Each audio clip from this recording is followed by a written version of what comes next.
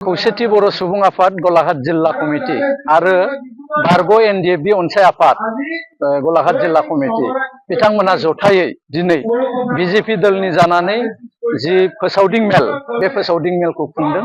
सरुपतार समस्तिनि मानगोनां बिजेपिनि केन्डिडेट बिश्वजित फुकन बिथांनि थाखाय दा जोङो खौसेथि बर' सुबुं आफादा एबारनि जि बिसायख'थि बे बिसायख'थियाव सारा आसामाव जोङो बिजेपि आरो बेजों लोगोआव थाफानाय जिफोर दोलो बे दोलोनि थाखाय भट होनो गासैबो बर' रायजो राजाफोरखौ जोङो खावलायदों। मानोना थांनाय समफोरखौ जोङो नायदों जे बिजेपि दोला बर'फोरनो गोबां होदों।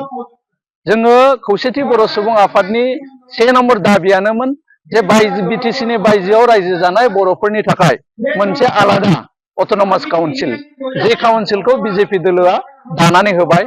दाबो बे काउन्सिलनि माखासे खामानिफ्रा बाखि दङ, बेफोरखौ आबुङै मावफुंना लानाय आरो जिहेतु खौसेथि बर' सुबुं आफादा जि बर'नि थामथि गोजोन गोरोबथा, बे गोजोन गोरोबथानि मोनसे मुंसायगिरि आफाद, बे हिसाबै बे जेसेबां थाबोनाय एकर्डनि मावफुंनांगौ आयदाफोर दङ, बे आयदाफोरखौ आबुङै मावफुंनानै होनायनि सार्थआव आरो गासैबो बायजोआव रायजो जानाय बिटिसिनि बायजोआव रायजो जानाय बर'फोरनि थाखाय जोङो खौसेथि बर' सुबुं आफादा मोन 21 दाबि लानानै जोङो बिजेपि दलजों रायलायदोंमोन आरो मानगोनां आसामनि मुख्यमन्त्री डक्टर हिमन्त बिश्व शर्मा आरो आसामनि सासेबाव मन्त्रि डक्टर रनज पेगु बिथांमोनजों जोङो रायलायनानै लादों।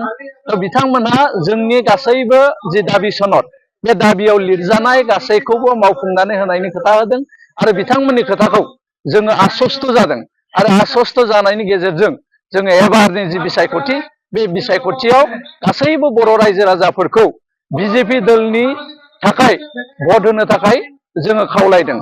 जोंहा बिटिसिनि बायजोआव मोन 68टा जि बियाब, बे 68टा बियाबाव बर' भटार्सफोर दङ।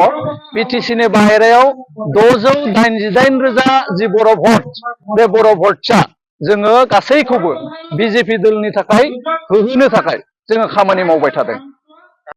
लागै बिटिसिनि बायजोआव रायजो जानाय जि बर'फोरनि गामि, बे गामिफोरखौ 958टा गामि बेखौ इतिमध्ये नटिफाइ खालामबाय आसाम सरकारा।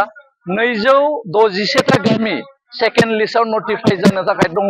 बे नटिफाइ जानाय लोगो लोगो जोंहा राभा हासं आरो सनितपुर आरो बिश्वनाथ जिल्लायाव रायजो जानाय बर'फोरनि माखासे जेंना दङ, बे सुस्रांजानाय लोगो लोगोनो जोंना बिसायख'थिया जागोन।